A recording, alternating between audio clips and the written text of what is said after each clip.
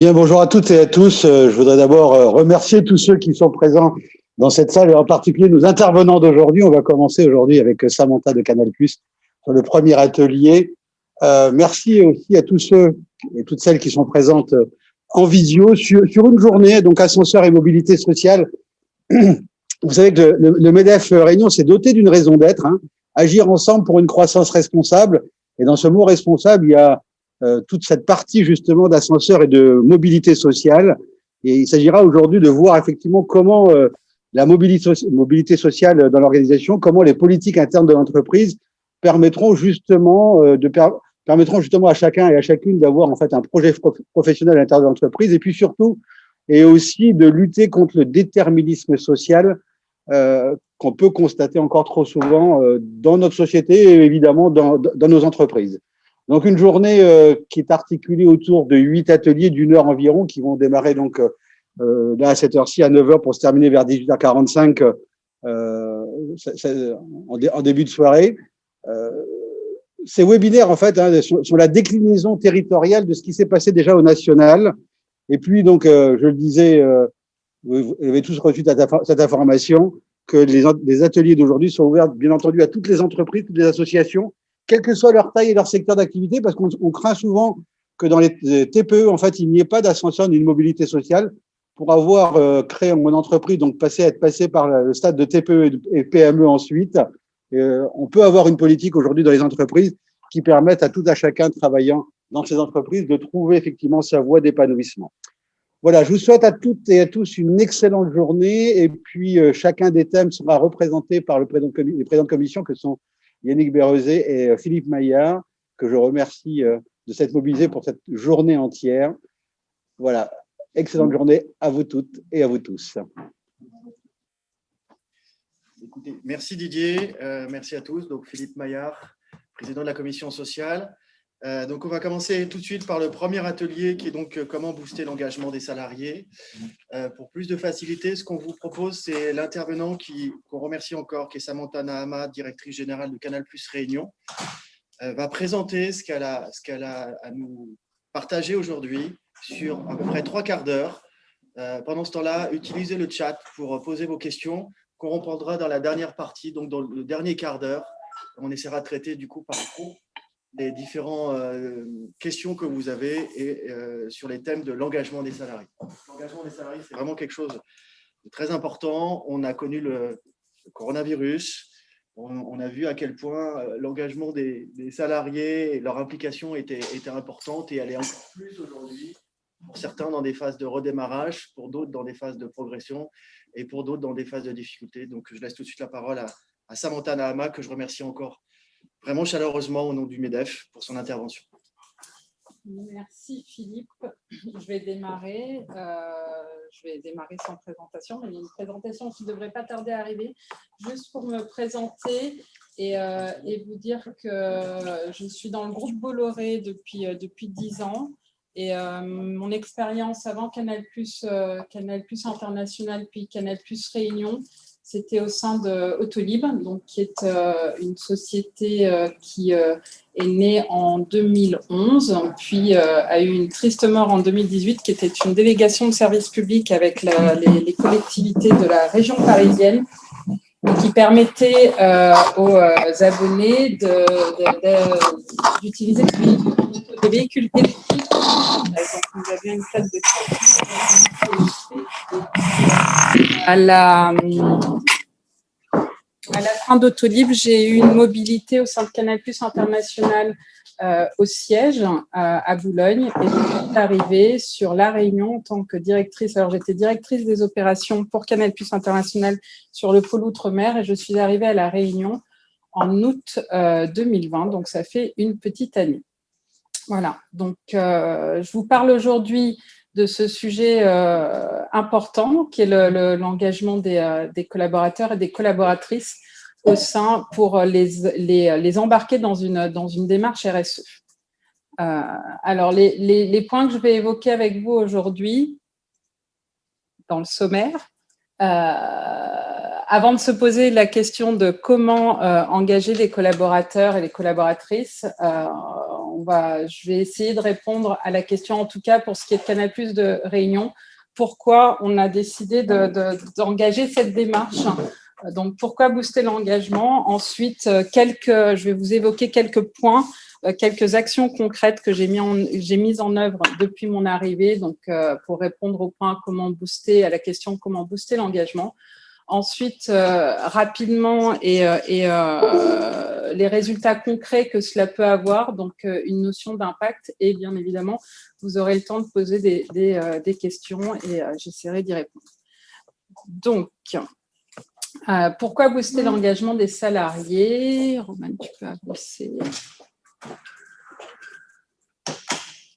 Pourquoi booster l'engagement des salariés? D'abord parce que ça a été dit en introduction, évidemment, on est dans un contexte sociétal qui met en avant ces valeurs, qui sont des valeurs fortes. Il y a eu quand même une prise de conscience, si on regarde tous les sujets liés à la RSE, alors je vous rappelle, responsabilité sociétale des entreprises, il y a eu une prise de conscience assez forte avec le mouvement MeToo, donc sur les thématiques liées à l'égalité femmes-hommes notamment. Il y a un contexte législatif très fort aussi. Didier l'a dit, la notion de raison d'être et d'entreprise à impact positif a quand même été légiférée par la loi Pacte, et nos entreprises peuvent volontairement devenir des entreprises à mission en incluant cet intérêt sociétal dans leur statut. Donc là, il y a quand même pas mal de mouvements et d'évolutions du point de vue législatif. Et alors, pour le coup, si je reviens sur Canal+ Réunion, il y a un contexte de l'entreprise, en tout cas de notre groupe, porté par Maxime Saada, son président, qui a enclenché 3 niveaux de comité à partir de 2018. Donc, un comité qui a trait à l'égalité femmes-hommes, un deuxième comité qui a trait à la diversité et l'inclusion, et un troisième comité qui a trait à l'environnement. Donc, tout ça faisant, Canal+ s'engage dans une démarche RSE forte, dans une démarche volontariste. Et pour le coup, là, vous voyez cette définition qu'on retrouve dans le livre vert de la Commission des communautés européennes, intégration volontaire de préoccupations sociales et environnementales aux activités commerciales et aux relations avec les parties prenantes. Tout ça pour dire que ça devient vraiment quelque chose qui doit être une préoccupation au quotidien des dirigeants, des directeurs financiers, des directeurs RH, des directeurs et directrices de la communication et évidemment des collaborateurs et des collaboratrices.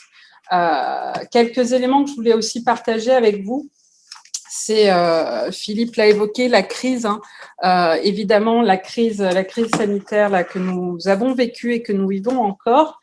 Si tu reviens, Romane, juste sur le précédent, là, on voit qu'une étude est sortie en juin 2020, donc juste après le confinement, qui indique que les Français, dans toutes les facettes qu'ils peuvent avoir, bien sûr, de consommateurs à salariés, consommateurs et consommatrices à salariés d'entreprise, on évoque à 78% qu'ils attendent désormais que les entreprises pour lesquelles ils achètent des biens ou des services ou pour lesquels ils travaillent contribuent au bien-être collectif et au développement des pratiques plus sociales et environnementales, et qu'elles ne se contentent plus de maximiser leur performance économique. Donc là, on est sur quand même un pourcentage des Françaises et des Français qui devient conséquent post-crise.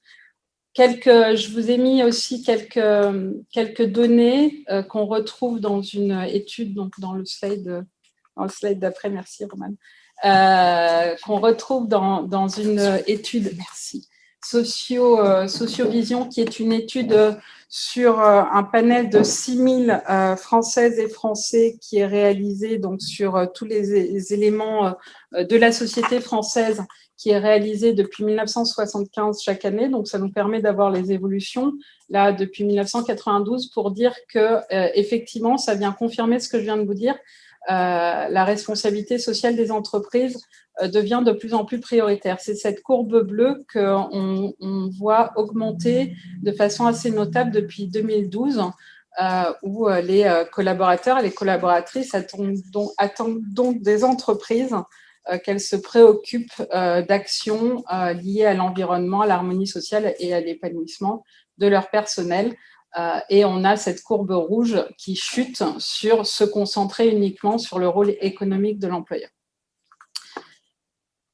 Sur le slide d'après, toujours dans cette même étude, il m'a semblé, alors sachant que c'est une étude France au global, c'est pas un focus particulièrement sur la Réunion, mais ce qui me semblait intéressant de vous partager aussi, c'était les attentes et sur quelle thématique les collaborateurs et les collaboratrices, ou en tout cas les Françaises et les Français, ont des attentes particulières. Et vous voyez que ressortent en premier des priorités liées à l'environnement, à la proximité et à l'environnement local, avec favoriser l'emploi local, ensuite payer ses impôts dans le pays où elles sont implantées. On arrive à un certain nombre de thématiques, dont favoriser l'égalité homme-femme dans l'entreprise, qui touche 27% des collaborateurs et des collaboratrices, des Françaises et des Français. Voilà, une fois qu'on a fait un petit peu ce rapide point sur pourquoi devrait-on lancer une démarche RSE, on va focuser sur l'objet de ce webinaire, qui est comment booster l'engagement des collaborateurs et des collaboratrices au sein d'une entreprise dans cette démarche RSE. Alors, je vais vous expliciter assez rapidement. C'est absolument pas exhaustif. Là, vous voyez un petit peu une frise depuis que je suis arrivée, moi, en tant que dirigeante de Canal+ Réunion, sur les actions liées à cette thématique que j'ai pu mener. Encore une fois, elles ne sont pas exhaustives, mais je vous ai repris les points qui me paraissent les plus importants à vous partager. D'abord, évidemment, j'ai commencé par faire un état des lieux parce que beaucoup de choses sont faites dans nos entreprises. Aujourd'hui, il y a 2 volets, je ne vous l'ai pas dit, mais vous le savez. Il y a un volet législatif qui tend sur un certain nombre de direction de l'entreprise à nous donner des règles, et puis il y a un volet un peu plus un peu moins législatif, mais un peu plus au sens un peu plus de l'engagement des collaborateurs. Donc moi j'ai fait cet état des lieux sur l'ensemble des directions de l'entreprise qui étaient concernées par ces sujets RSE, et finalement on se rend vite compte que toutes les directions sont concernées par ces sujets RSE. J'avais des dossiers qui étaient portés par la direction financière, par la direction de la communication, par la direction des ressources humaines évidemment, mais aussi par la direction technique logistique, avec notamment le recyclage des décodeurs. Donc, je me suis attelée avec le comité de direction à faire cet état des lieux. Et ensuite, identifier, élaborer et valider une démarche RSE globale, partagée avec le comité de direction, puis avec le CSE. Et ensuite, l'un des sujets phares, c'est évidemment d'embarquer les collaborateurs et les collaboratrices dans cette démarche. Comment le faire? Alors, moi, j'ai décidé de prendre 2 voies, en fait. J'ai décidé de prendre une voie assez volontariste, qui était de dire, notamment pour le comité de direction, d'intégrer la RSE dans le variable de la filiale, donc dès la fin de l'année dernière, pour cette année 2021. Donc, pour le coup, dans la partie variable du comité de direction et plus spécifiquement dans la partie qualitative, c'est un volet qui est inscrit noir sur blanc dans les objectifs de la filiale. Ensuite, une fois que ça s'était fait, il y a eu un autre moment fort, ça a été de présenter, je l'ai dit, de présenter en comité de direction, puis en CSE, de partager, de construire avec les collaborateurs et présenter cette démarche aux collaborateurs. Donc, pour vous donner un ordre de grandeur, on est sur la réunion à 100 collaborateurs, et dans cette présentation qui était, et c'est important aussi de le préciser, pour moi c'était important que ce soit une démarche volontaire et entre guillemets bénévole des collaborateurs. Ils n'ont pas d'obligation aujourd'hui, je dirais, en tout cas au niveau des collaborateurs et des collaboratrices, ils n'ont pas d'obligation à rentrer dans cette démarche. Mais moi, je me fais fort avec le comité de direction. On a une obligation de moyens et en tout cas de présenter cette démarche à nos salariés. Donc, on a eu quand même 28 participants et participantes sur 100 personnes à La Réunion et 20 personnes à Mayotte. Donc, ce qui est plutôt pas mal. Et là-dessus, une fois qu'on a eu présenté cette feuille de route, l'idée, c'était de dire, vous pouvez rejoindre une équipe. On a constitué une petite équipe qu'on a appelée Canal+ Réunion et toi. C'est la terminologie, le naming du groupe Canal+, pour parler de ces sujets RSE. Donc, on a constitué cette petite équipe Canal+ Réunion et toi qui se retrouve tous les 15 jours pour parler de sujets qui tient à cœur à ses collaborateurs et ses collaboratrices pendant une petite demi-heure et on fait avancer le sujet. Alors là, un peu le point d'orgue là-dessus, c'est de se dire, et le point de focus, c'est de se dire, les collaborateurs, pour les embarquer dans cette démarche-là, il faut qu'il y ait d'abord volontaire, il faut que ce soit des sujets qui leur tiennent à cœur, auxquels ils croient et qu'ils ont envie de faire avancer. Donc, je vous l'ai mis, implication des collaborateurs et collaboratrices dans cette petite équipe. On a aujourd'hui 12 personnes actives sur 120 collaborateurs à La Réunion et à Mayotte. Ça fait à peu près 10% de nos effectifs qui portent des sujets, pas forcément ceux que j'ai pu présenter dans la feuille de route, mais des sujets qui rentrent dans cette dynamique-là et dans cette démarche-là, mais qu'ils ont envie eux-mêmes de porter. Donc, j'ai une collaboratrice qui traite des sujets de handicap et notamment d'accessibilité des boutiques aux sourds et malentendants et qui fait avancer ces sujets-là. J'ai une autre collaboratrice qui regarde l'autonomisation énergétique de nos bureaux au siège. J'ai un autre collaborateur qui est intéressé par la mise en place d'une ruche sur le toit de notre siège. Un autre collaborateur qui est intéressé par de faire avancer le sujet de la mobilité, notamment à la Technopole. Et effectivement, là, l'objectif pour moi, c'est de passer de ces 10%, de faire grandir cette petite équipe et d'autonomiser les collaborateurs et les collaboratrices pour qu'ils puissent eux-mêmes porter les sujets qui leur tiennent à cœur. En mai, là, on vient de dérouler notre plan stratégique sur les années à venir. Et aussi, un point important, c'est de porter ces sujets-là comme un axe stratégique de l'entreprise, de l'inscrire. Donc, on a inscrit l'empreinte sociétale dans le plan stratégique qu'on déroule là avec tous les membres du comité de direction à l'ensemble des collaborateurs de l'entreprise par petite réunion de 8-10 collaborateurs. Donc, on a aujourd'hui fait à peu près 14 réunions d'1 heure où on interagit avec les collaborateurs et les collaboratrices sur les différents axes stratégiques de Canal+ Réunion.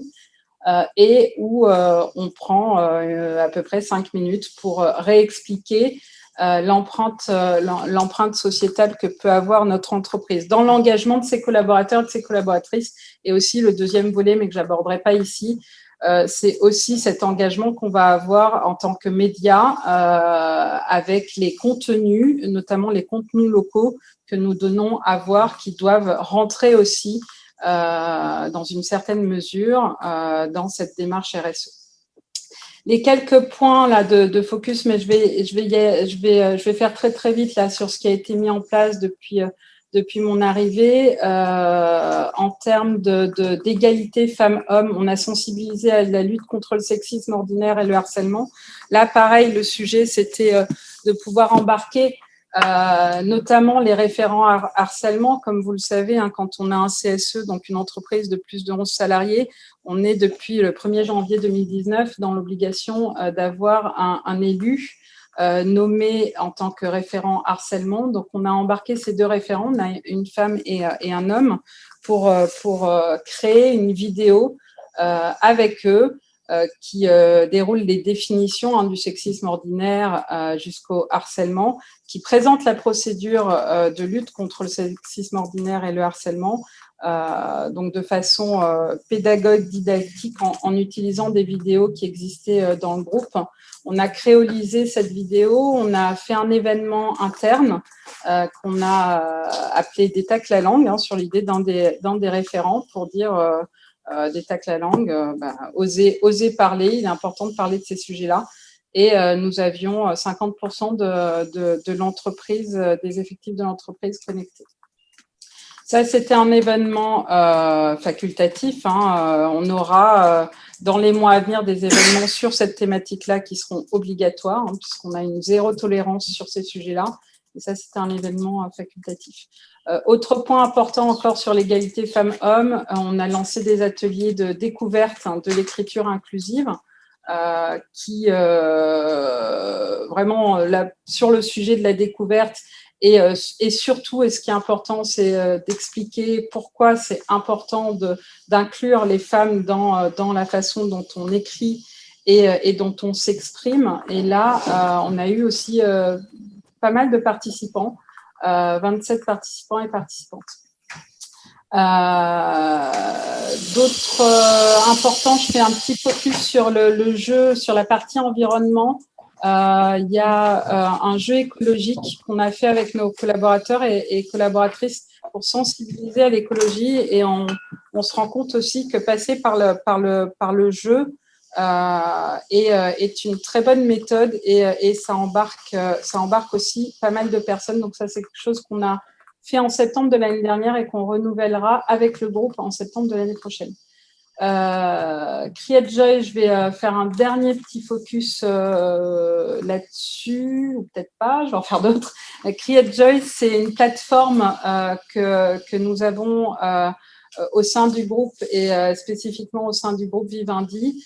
Pour embarquer les collaborateurs, on propose, les collaborateurs et les collaboratrices, on propose à tous nos salariés d'avoir une journée pro bono. Donc, c'est une journée qui est payée, entre guillemets, offerte par l'entreprise pour que les salariés puissent s'engager au sein d'une association, soit en 2 demi-journées sur une année calendaire, soit une journée.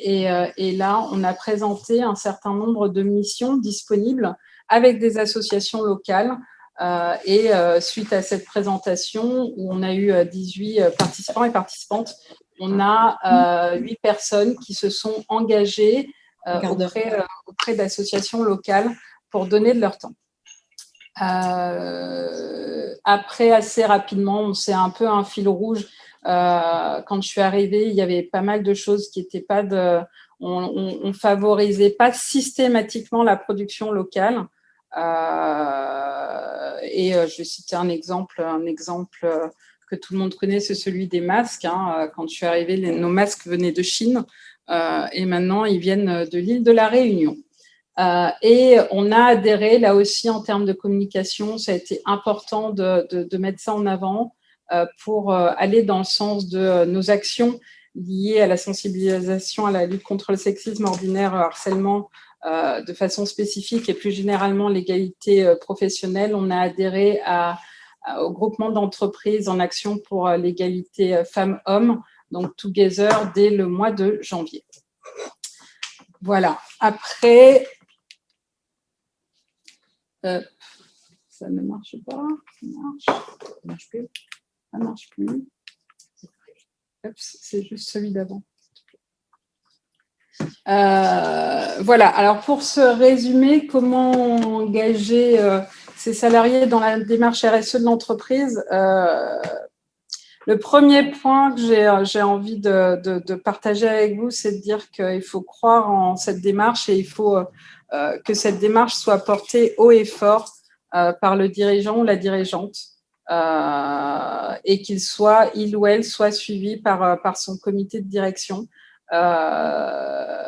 Honnêtement, si c'est plus compliqué pour un comité de direction ou c'est plus compliqué si le dirigeant, la dirigeante ne porte pas haut et fort cette démarche comme un axe stratégique de l'entreprise.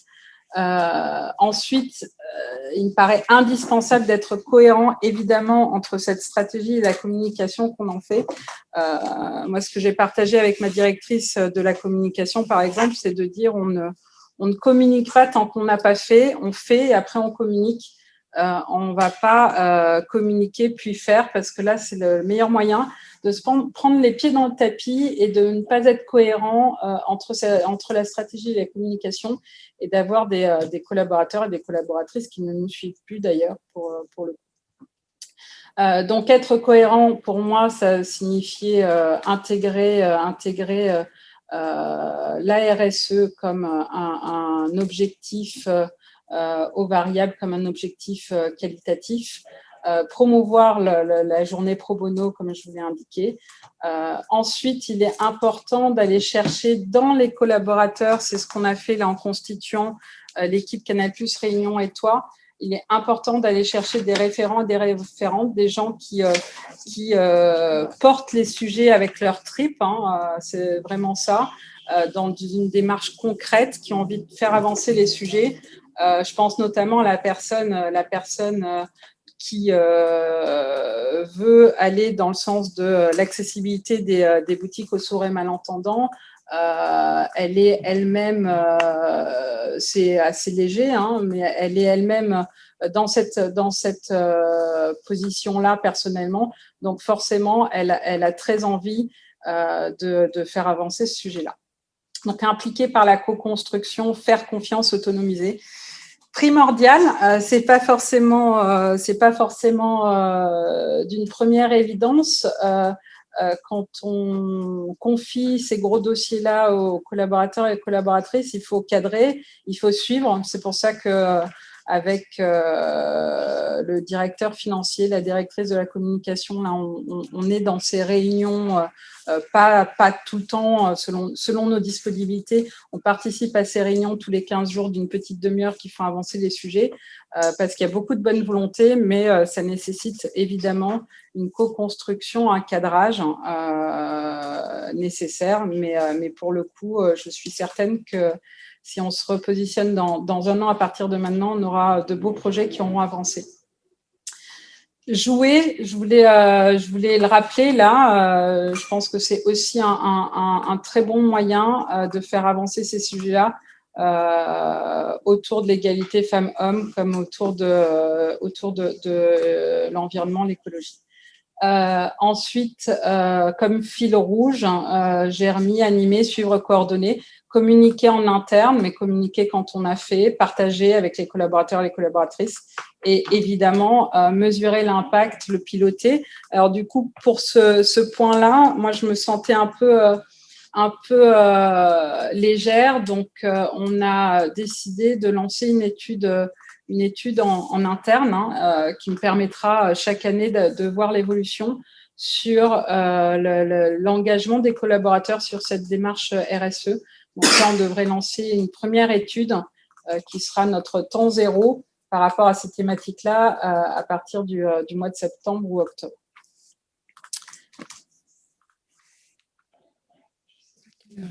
On a pas mal. 9h30. Donc, du coup, il y a un slide sur l'impact.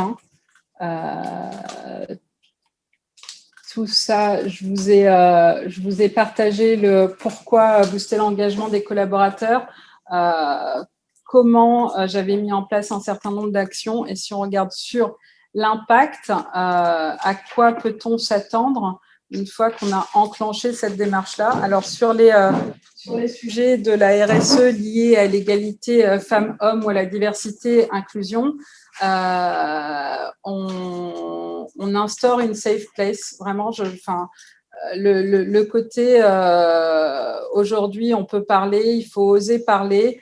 Je vous ai pas parlé de l'impact qu'avait eu cet événement interne, la DETAC la langue. Mais au moment en fait où on a fait ce petit événement, la vidéo qu'on avait préparée durait 20 minutes. J'étais assez persuadée que ça n'allait durer qu'une demi-heure, et en fait la réunion a bien duré 1 heure. On a eu des témoignages un peu compliqués à gérer, mais des témoignages de jeunes femmes qui ont explicité que ça leur était arrivé dans leur carrière professionnelle. Et ensuite, post-événement, j'ai eu beaucoup de jeunes femmes qui sont venues me voir en me disant merci. Maintenant, on sent effectivement qu'on peut, on sait comment agir, on sait qu'on peut parler, ce qui n'était pas le cas, notamment il y a une dizaine d'années. Donc, tout ça favorise évidemment l'épanouissement individuel et ça développe aussi cette notion d'engagement.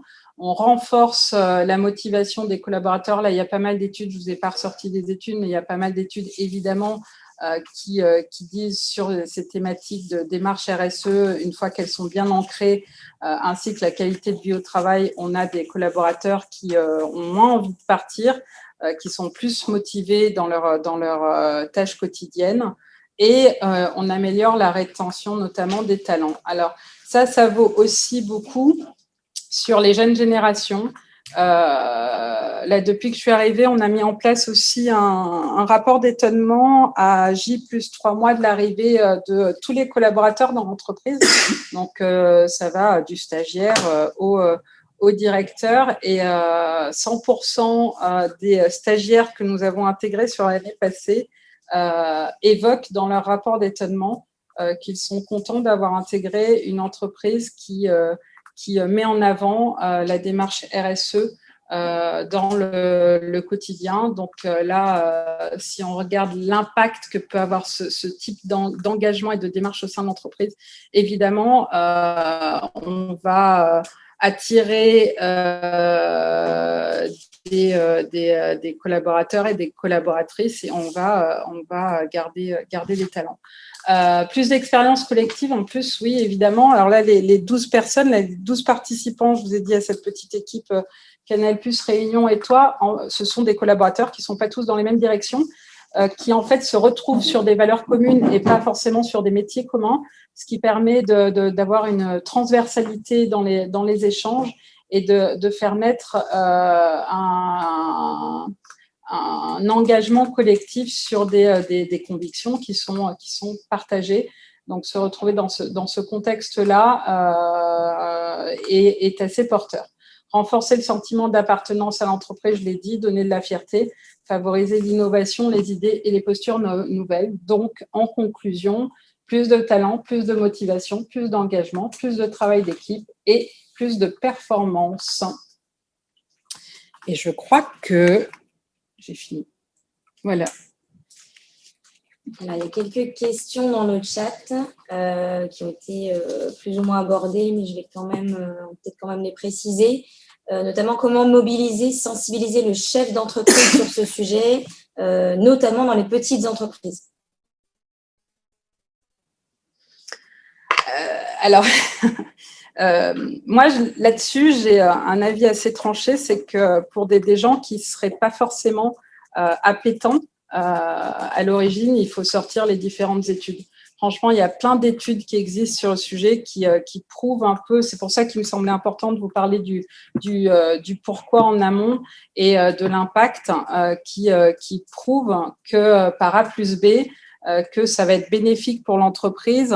Et si vous êtes face à un dirigeant ou une dirigeante qui n'est pas appétent ou appétente sur le sujet, aller chercher des études qui lient RSE et performance, c'est assez facile. Hein. On en trouve assez facilement. Et quand on parle à un dirigeant non appétent à RSE ou une dirigeante non appétent à RSE de performance, on va susciter son intérêt. Donc, je pense que là, c'est aussi embarquer le dirigeant ou la dirigeante en suscitant son intérêt et en prenant la voie économique plutôt que la voie des valeurs fortes et communes, même si, encore une fois, l'impact, il est indéniable aussi sur la motivation des collaborateurs, sur leur engagement et sur leur quotidien, sur leur qualité de vie au travail.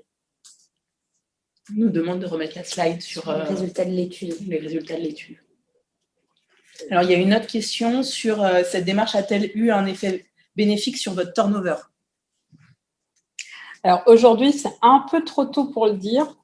Je vous ai partagé le sujet des stagiaires parce que moi, ça me paraît assez fort comme impact, surtout qu'on est sur des jeunes générations pour qui ça devient indispensable que de se retrouver dans les valeurs de l'entreprise. Je ne dis pas que nous, ancienne génération, et je m'y inclus, ce n'est pas important, mais ça devient plus prégnant sur les jeunes générations. Donc, pour répondre précisément à la question sur le turnover, chez Canal+ Réunion, j'ai pas énormément de turnover en fait. Donc j'ai plutôt des gens qui sont là depuis 10, 15, 20 ans. Je pense que la moyenne de l'ancienneté moyenne, elle est plutôt à 15 ans, avec une moyenne d'âge assez élevée. Donc, pour le coup, ça, je pourrais en parler dans quelques années, mais aujourd'hui, j'ai pas d'impact visible sur le turnover. Une autre question, y a-t-il eu des personnes difficiles à embarquer, entre guillemets, ou pas très convaincues de la démarche, et les avez-vous intégrées comment? Il y a toujours des personnes difficiles à embarquer, pas convaincues de la démarche. Certains qui l'évoquent assez clairement. Mon postulat aujourd'hui, c'est de dire, c'est un peu le train du changement, c'est-à-dire que j'embarque les gens qui sont plus facilement embarquables, ceux qui vraiment ont envie d'œuvrer, et le sujet, ce sera un moment de les mettre en avant, de les valoriser pour les projets qui font avancer. Et je pars de l'hypothèse qu'on va embarquer des personnes, c'est un peu la politique des petits pas, qu'au fur et à mesure, on embarquera de plus en plus de personnes. Donc, pour l'instant, les réticents, je les laisse sur le bord du quai. Et quand on aura une équipe Canal+ Réunion et toi d'une 50aine de personnes, je pense qu'on sera déjà... on aura un impact positif sur l'île de la Réunion, et ce sera déjà une très belle chose. Embarquer 100% des personnes me semble compliqué. Encore une question. Comment éviter la tentation de l'instrumentalisation dans la communication d'entreprise et encourager l'investissement financier sans résultat directement mesurable? Ouais. Là, il y a deux questions en fait. Alors, tu peux me redire la première? Comment éviter la tentation de l'instrumentalisation dans la communication? Ah ouais, ça c'est une hygiène de vie, je dirais. Il faut vraiment se dire, parce que en fait, moi, je suis assez persuadée qu'on peut très vite se prendre les pieds dans le tapis là-dessus, sur le greenwashing et autres problématiques. Il n'y a qu'une seule règle pour moi, en tout cas, c'est celle que je veux mettre en place, c'est faire et ensuite communiquer.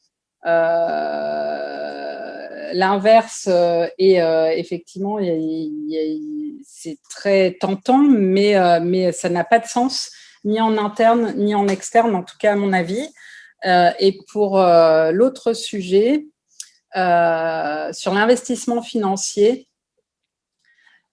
il y a beaucoup de choses. Je pars aussi politique des petits pas. Je pars aussi du postulat de base que évidemment c'est mieux quand on peut dégager un budget sur ces sujets-là, mais qu'on peut faire beaucoup de choses avec la bonne volonté d'un dirigeant et de ses collaborateurs et collaboratrices, et que parfois il vaut mieux commencer petit et voir comment les choses se développent.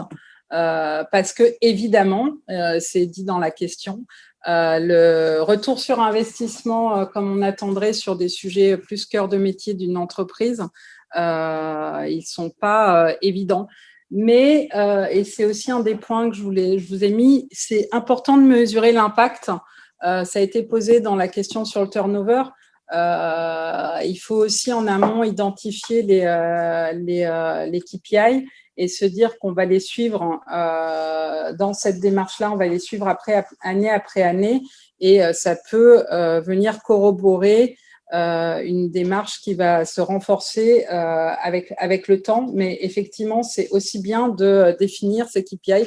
Moi, je me suis fait une liste avec le comité de direction des KPI qu'on va suivre sur ces thématiques-là. On part d'un temps zéro et on va la faire évoluer mois après mois, année après année. Alors là, ça va être une question plutôt destinée à notre président de commission du MEDEF, président de commission RSE. Existe-t-il une commission départementale sur la RSE afin de sensibiliser les dirigeants d'entreprise en tant que médiatrice? Marie Évrard, Je vois que des personnes en souffrance alors que la direction n'est pas sensible au RSE. Que mettre en place pour que le RSE soit connu de tous?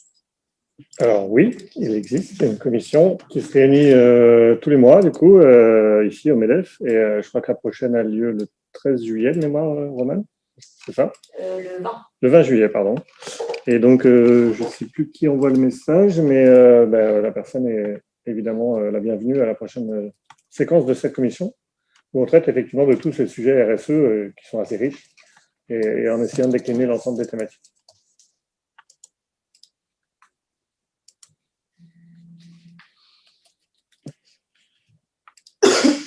Alors, il y a Jismi qui dit c'est aussi une forme de communication dans l'entreprise et c'est normal, il faut réduire le décalage possible entre l'affichage et la réalité des actions. Et puis Laurent qui nous dit comment avez-vous cadré les sujets choisis au départ? Le libre choix était-il total? Oui, je me suis pris cette liberté-là. Donc, j'ai fait un état des lieux très large. En fait, oui et non, je suis quand même restée dans les règles identifiées, les comités qui avaient été identifiés par le groupe Canal. Donc, il y a un comité égalité femmes-hommes. Donc, évidemment, j'ai été regarder ce qu'on avait fait sur cette thématique-là, notamment le contenu de notre accord égalité professionnelle et les actions autour. Après, il y a un comité au niveau du groupe, un comité diversité-inclusion, mais là, on ne traite pas forcément de tous les sujets, mais j'ai été regarder plus spécifiquement les sujets handicap, les sujets égalité des chances. Et après, j'ai mis de côté des sujets qui, à mon arrivée, ne me semblaient pas pertinents parce que pas problématiques, notamment celui de la diversité des religions ou des origines. Parce que la Réunion est, comme son nom l'indique, assez diverse et variée, que ce sont des problématiques qui sont plus fortes en métropole. En tout cas, c'est dans un choix de priorisation. C'est pas celui que j'ai priorisé. Il y a un autre sujet que j'ai pas priorisé,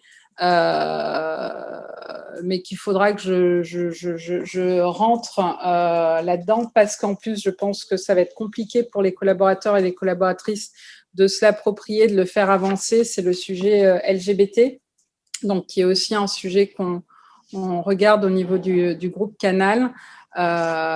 Donc, pour répondre à la question, oui, je me suis autorisée d'avancer sur un certain nombre de thématiques, mais dans ce cadre un peu précis du groupe Canal, en laissant de côté des thématiques qui ne me semblaient pas prioritaires. Donc, j'ai choisi égalité femmes-hommes, les sujets de handicap, égalité des chances et environnement. Alors, est-ce qu'il reste quelques questions? Il y a une question qui a été plus ou moins posée. Comment s'organiser les remontées de terrain? Peut-être que ça rejoint un peu l'idée de la commission auprès des chefs d'entreprise. J'avais une question plus... Oui. Moi, j'avais une question, Samantha. À La Réunion, on a deux types d'entreprises. On a les entreprises comme vous, où vous êtes DG d'une entreprise et donc rattaché à un groupe. Donc, la première question par rapport à ça, c'est comment je convainc aussi le groupe, ou est-ce que c'est une déclinaison? Et la deuxième chose, c'est quand je suis chef d'entreprise, que je sors d'un épisode Covid où ma priorité, c'est l'économie, etc. Comment je peux... s'il y avait un message à faire passer pour les chefs d'entreprise réunionnais, ça serait quoi? Pour dire ça, c'est quelque chose sur lequel il faut aller, ça a de la valeur et c'est important. Alors, la première question, c'était sur la déclinaison. Alors, oui, il y a forcément, sinon ça n'a... Enfin, en tout cas, moi, au niveau, je ne veux pas trop m'avancer parce que je sais qu'il y a de grosses entreprises sur l'île de la Réunion et qui sont très dans le sillage de leur groupe en métropole. Moi, j'ai pris le parti et notamment dès que je suis arrivée, quand on a fait cet événement On détaque la langue, vraiment, on est parti de petites vidéos sur le sexisme ordinaire qui ont été faites par le groupe Canal. Hein, c'est quand même notre métier, le contenu. Et quand j'en ai parlé à la directrice de la communication en disant oui, ça, c'est quelque chose, je veux tout de suite montrer le pas, dire qu'on a zéro tolérance sur ces thématiques-là. Tout de suite, on est arrivé sur ce sujet-là il faut créoliser. D'ailleurs, dans la vidéo, le référent harcèlement parlant créole, il faut avoir une déclinaison locale, sinon les gens vont pas adhérer au message. Donc ça me paraît moins indispensable de dire oui, il y a et ça nous permet d'avoir des supports forts, hein, de l'expertise. Hein. Moi, je suis en contact assez régulier avec la directrice de la RSE du groupe. Je fais d'ailleurs partie du comité égalité femmes-hommes du groupe Canal, donc je suis référente pour Canal+ International, en plus de la casquette Canal+ Réunion. Donc oui, en fait, je m'en sers d'une force. Je vais chercher des idées, des sujets, des expertises, des expertises quand j'ai un doute sur ce que je suis en train de faire à la Réunion. Mais évidemment, il faut une déclinaison locale, il faut s'autonomiser là-dessus. Parfois, ça me fait penser à la question sur comment est-ce qu'on fait si le dirigeant n'est pas appétent. Moi, je vous dis, les valeurs sont très, très fortes au niveau du groupe Canal. Ce n'est pas forcément partagé par ma hiérarchie, mais à un moment, ça va ramener à quel est l'impact qu'on va avoir, notamment pour la deuxième question que tu posais, c'est notamment sur l'adhésion des collaborateurs, la qualité de vie au travail. Et je suis très convaincue en sortie de crise comme ce qu'on est en train de vivre aujourd'hui, c'est juste indispensable de co-construire autour d'un projet.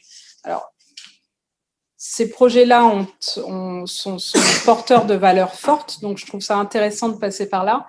Mais en sortie de crise, avec ce qu'on sait que ça a eu comme impact sur les risques psychosociaux, sur la qualité de vie au travail, avec des taux de dépression qui ont été très, très importants, se dire qu'on se met autour d'une table, qu'on co-construit et qu'on a quelque chose qui est, en termes de valeur, qui est transverse entre le dirigeant et la personne, moi, que je vais voir au fin fond du SAV qui est en train de faire du refurbish de décodeur, et qu'on le porte haut et fort, c'est un moyen d'avoir une adhésion, et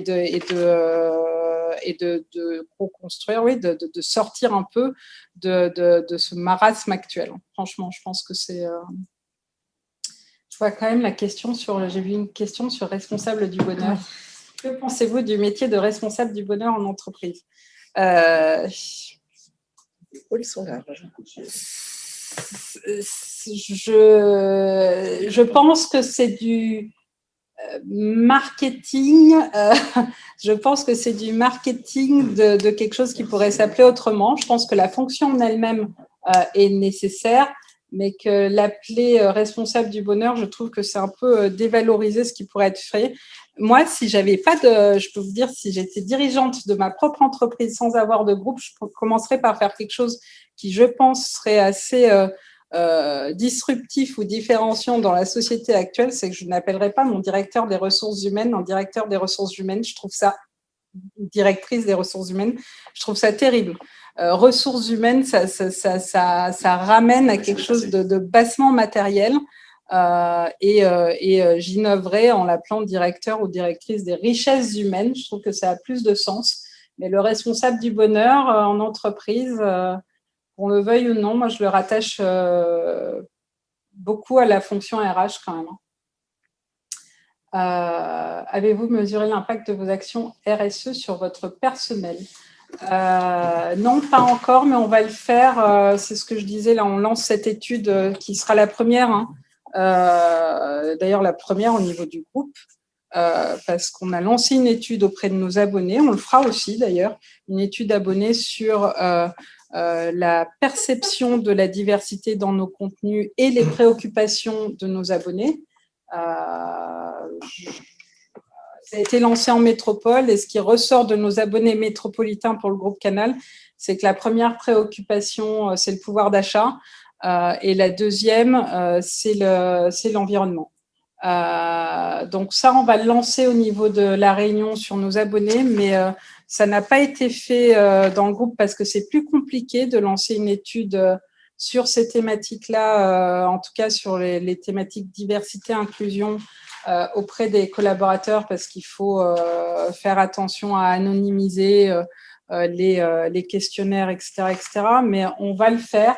Et ça va me permettre de mesurer en tout cas du point de vue qualitatif l'impact que ça va avoir sur le personnel. Donc, je suis en début de démarche là, enfin en début on va dire d'ancrage de cette démarche, même si, comme je vous l'ai dit, il y avait des actions quand je suis arrivée qui étaient un peu partout dans l'entreprise. Mais oui, ça va être important de mesurer l'impact du point de vue quantitatif et du point de vue qualitatif via une étude interne. Dernière question sur le choix des associations. Alors, ça c'est assez compliqué. Pour l'instant, les associations sont des associations avec lesquelles on travaillait déjà. Notamment, j'ai vu que Thierry Laloy intervenait, donc on travaille avec nos quartiers ont du talent, NQT. On a des associations notamment liées au monde culturel, donc Cinécours, avec lequel on travaille également, mais qui historiquement est un de nos partenaires. Odyssea aussi, historiquement. Donc là, on est sur des partenariats historiques. Pour le coup, je n'ai pas encore eu à sélectionner des associations complémentaires, et si j'avais à le faire, je retournerais d'abord vers mes collaborateurs et mes collaboratrices et le réseau que je peux avoir autour de moi. Oui, le monde associatif peut être opaque parfois. Ouais. Je suis bien d'accord. Okay. Est-ce qu'on a d'autres questions? On va peut-être faire une synthèse. Petite synthèse du premier atelier de cette journée. Ouais. Je propose une synthèse. Samantha, tu complètes si jamais. Moi, ce que je retiens, c'est on parlait de l'engagement des salariés, mais j'ai retenu l'engagement du dirigeant surtout. Nous qui sommes à côté de toi, on l'a bien senti, à la fois dans ta façon de parler, les mots que tu emploies, où tu es vraiment convaincu, et je pense que ça, c'est hyper important. L'étape 2, associer le CODIR. Donc ça, c'est aussi quelque chose qui me paraît important dans ce projet, dans le comment. Le projet, j'ai bien noté l'axe, on y va petit pas par petit pas. On part avec les gens qui sont volontaires. Donc ça, c'est quelque chose qui est intéressant. Notamment, on ne met pas forcément d'objectif au début, ce qui peut aller sur la question, comme ça, c'est moins instrumentalisé. Pas l'objectif. Et le dernier point, on adapte en local, en travaillant avec les forces en local. Voilà ce que j'ai retenu de cette super présentation. Bravo. J'ai rien à dire. Le résumé est parfait. Très bien. Écoute, merci beaucoup. J'ai trouvé ça hyper intéressant. Je pense qu'au vu des questions, c'était vraiment riche pour tout le monde. Riche, ça veut dire. Ouais, c'était vraiment. On peut aller plus loin là-dessus. Ouais, c'est tout à fait. On pourrait passer encore quelques heures à en parler parce qu'il y a plein de déclinaisons. Ouais. Il y a plein de déclinaisons possibles. Et en tout cas, ce que je retiens qui est hyper fort, c'est on sort d'une crise. Mettons un projet. Et repassons dans l'action, ce qui permet de réengager les salariés sur des valeurs fortes de l'entreprise. Merci beaucoup, Samantha, c'était vraiment passionnant. Bravo pour ce projet. Merci pour vos questions. Mis la barre haute. Ça démarre fort des journées. Bien, ça c'est mon petit travail du dimanche soir, là la présentation, on va faire simple, mais je suis contente qu'on est tenu dans le temps. Super, merci. Donc 15 minutes à la prochaine atelier. Ouais. On a une pause de 15 minutes. Prochain atelier dans 15 minutes. Ceux qui le peuvent, je vous propose de rester avec nous sur la thématique du VIE, une exception française, accélérateur de carrière. On va couper le son en attendant, mais vous pouvez bien entendu sur le même lien.